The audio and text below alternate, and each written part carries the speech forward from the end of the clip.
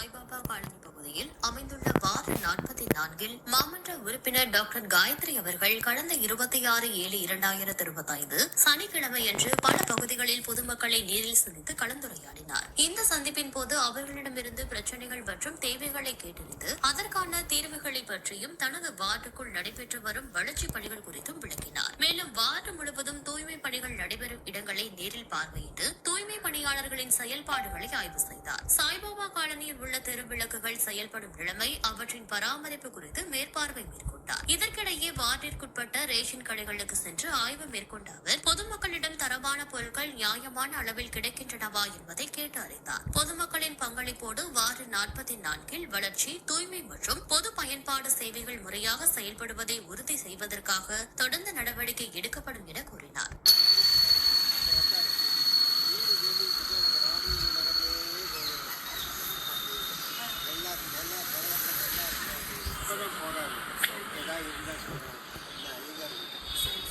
நம்ம கஷ்டப்பட்டு செஞ்சுட்டு இருக்கோம் ஐயா. நல்ல செய்யுங்க, கண்டிப்பா ஐயா. நம்ம அப்படியே செஞ்சுட்டு இருக்கோம். காலையில